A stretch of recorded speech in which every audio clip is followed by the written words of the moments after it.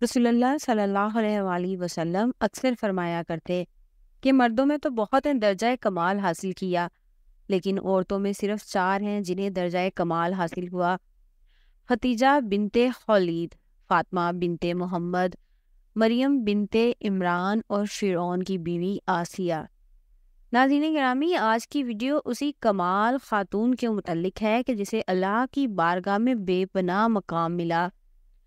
اندازہ کیجیے کہ جب آپ کے چاروں طرف فرعونی سپاہی اور خود فرعون کی آپ بیوی ہوں اور پھر آپ کلمہ توحید بلند کریں، کیا ہی خوب عظمت اور ہمت کی بات ہے۔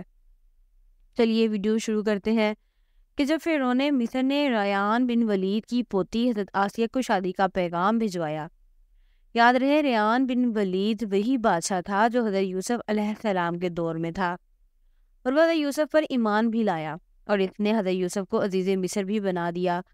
خیر، جب حضرت آسیہ کو فرعون نے شادی کا پیغام دیا تو یہ ان کے والد اور حضرت آسیہ کو بھی ناگوار گزرا، کیونکہ فرعون نے مصر پہلے دن سے ہی ظلم و بربریت کے لیے مشہور تھا۔ لیکن فرعون نے اپنی بادشاہت کے زور پر جبراً حضرت آسیہ سے شادی کر لی اور دھمکی دی کہ اگر یہ شادی نہیں کریں گی تو آپ کے والدین کو قتل کر دیا جائے۔ شادی ہونے کے بعد بھی اللہ پاک نے حضرت آسیہ کو فرعون سے محفوظ رکھا اور وہ آپ پر قادر نہ ہوا۔ اس بارے میں مفسرین لکھتے ہیں کہ شادی کی پہلی ہی رات جب فرعون حضرت آسیہ سے ہم بستری کے لیے کمرے میں گیا تو اللہ نے اس پر نیند کا ایسا غلبہ ڈالا کہ وہ ساری رات ہی سویا رہا۔ کچھ کتابوں میں لکھا ہے کہ اللہ نے فرعون کو نامرد کر دیا تھا، جس وجہ سے وہ حضرت آسیہ سے صحبت ہی نہ کر سکا، اور بعض نے لکھا ہے کہ فرعون کو ایک ایسی عجیب بیماری تھی کہ طبیبوں نے اس کی ساری عمر صحبت سے منع کر دیا۔ دیکھا جائے تو یہ بھی حضرت آسیہ کی ایک طرح سے کرامت ہی تھی کہ اللہ نے انہیں کسی فرعون کے ناپاک جسم سے محفوظ رکھا۔ بعض روایات میں فرعون کی ایک بیٹی کا ذکر بھی ملتا ہے۔ آپ کو یہ بتاتے چلیں کہ وہ لڑکی انہوں نے کسی سے لے کر پالی تھی۔ ایک رات فرعون نے خواب میں دیکھا کہ اس کا محل نابود ہو گیا ہے۔ خوف و وحشت سے اس کا پورا وجود لرزنے لگا۔ اسے نجومیوں کو بلا کر ان سے اپنے خواب کی تعبیر پوچھی۔ انہوں نے کہا کہ عنقریب بنی اسرائیل کا ایک بچہ تمہارے محل کو نابود کر دے گا۔ اس لیے فرعون نے حکم دیا کہ بنی اسرائیل میں جس کے ہاں بھی لڑکا پیدا ہو اسے فوراً قتل کر دو، لیکن اگر لڑکی پیدا ہو تو اسے قتل نہ کرنا، تاکہ ان کی نسل باقی رہے۔ جب حضرت موسیٰ علیہ السلام پیدا ہوئے تو ان کی والدہ نے فرعون کے سپاہیوں کے ڈر سے حضرت موسیٰ علیہ السلام کو ایک صندوق میں رکھ کر دریا میں ڈال دیا۔ دریا سے ایک نہر فرعون کے محل کے پاس سے بہتی تھی۔ یہ صندوق بہتا ہوا اس نہر میں چلا گیا۔ فرعون نے حکم دیا کہ اسے محل میں لا کر کھولا جائے۔ جب صندوق کھولا گیا تو اس سے ایک خوبصورت بچہ نکلا۔ قبطی زبان میں پانی کو نمو اور درخت کوئی کہتے ہیں۔ یہ صندوق پانی اور درختوں کے درمیان پایا گیا تھا، اس وجہ سے حضرت بی بی آسیہ رحمۃ اللہ علیہ نے آپ کا نام موسیٰ رکھا۔ حضرت آسیہ نے جب حضرت موسیٰ کے چہرے پر نور دیکھا تو انہوں نے حضرت موسیٰ کو اپنا بیٹا بنا لیا اور فرعون سے کہنے لگیں، یہ بچہ میری اور تیری آنکھوں کی ٹھنڈک ہے، اسے قتل نہ کرو۔ لیکن نامرد فرعون کہنے لگا، اسے تم رکھ لو، مجھے اس کی کوئی حاجت نہیں۔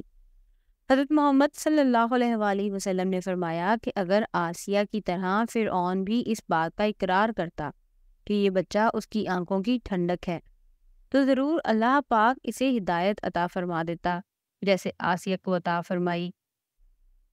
ناظرین گرامی، حضرت آسیہ سلام اللہ علیہ کو اللہ پاک نے قرآن میں عورتوں کے لیے نمونہ بھی قرار دیا ہے۔ حضرت آسیہ شادی کے پہلے دن سے ہی فرعون کی ظالمانہ اور کافرانہ اقدامات کے خلاف پہاڑ بن کر کھڑی رہیں۔ حضرت موسیٰ نے جب اعلان نبوت کیا اور جب محل میں جادوگروں سے مقابلہ کیا تو یہ دیکھ کر حضرت آسیہ حضرت موسیٰ پر ایمان لے آئیں۔ ایمان لانے کے بعد کافی دنوں تک انہوں نے اس بات کو فرعون سے چھپائے رکھا، لیکن جب فرعون نے خدائی کا دعویٰ کیا اور لوگوں سے خود کو سجدے کروانے لگا تو پھر حضرت آسیہ کھل کر میدان میں آ گئیں اور فرعون کے اس عمل کی سخت مخالفت کی۔ جیسے ہی فرعون کو پتہ چلا کہ میری بیوی بھی موسیٰ علیہ السلام کے خدا پر ایمان لا چکی ہے تو اس نے حضرت آسیہ پر بھی ظلم ڈھانا شروع کر دیے۔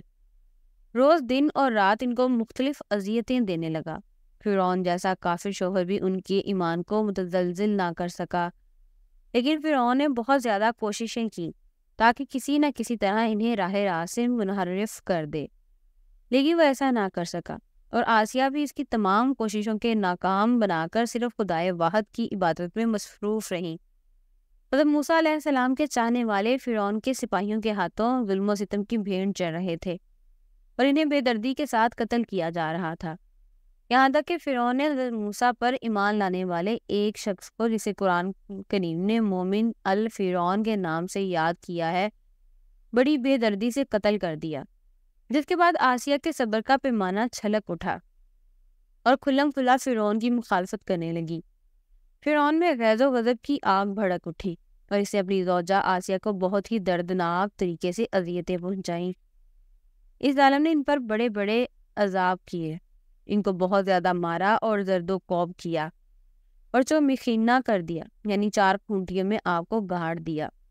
جب آسیہ کے چاروں ہاتھوں پیروں میں لوہے کی کیلیں ٹھوک کر چاروں کونوں میں اس طرح جکڑ دیا کہ وہ ہل بھی نہیں سکتی تھی، اور بھاری پتھر آپ کے سینے پر رکھ کر ان کو ریت پر دھوپ میں لٹا دیا اور پانی بند کر دیا۔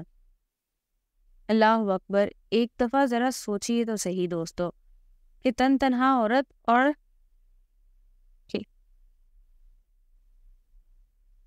اور ظالم و جابر شوہر کا محل،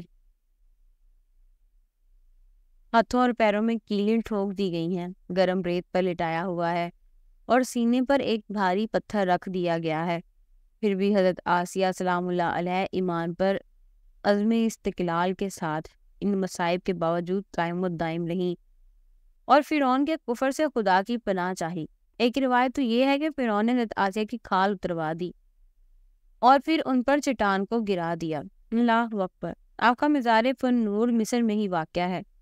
تاریخ انسانی میں حضرت آسیہ کا ایمان پر قائم رہنا، ان کا صبر اور عزم و استقلال ایک بہت بڑی درس ہے۔ اس میں کوئی شک نہیں کہ عورت کے اندر اتنی طاقت موجود ہوتی ہے کہ وہ ہر طرح کے ظلم و ستم کے آگے پہاڑ بن سکتی ہے۔ اللہ پاک سے دعا ہے وہ ہم سب کی بے حساب مغفرت فرمائے۔ کمنٹ سیکشن میں آمین لکھنا ہرگز نہ بھولیے گا۔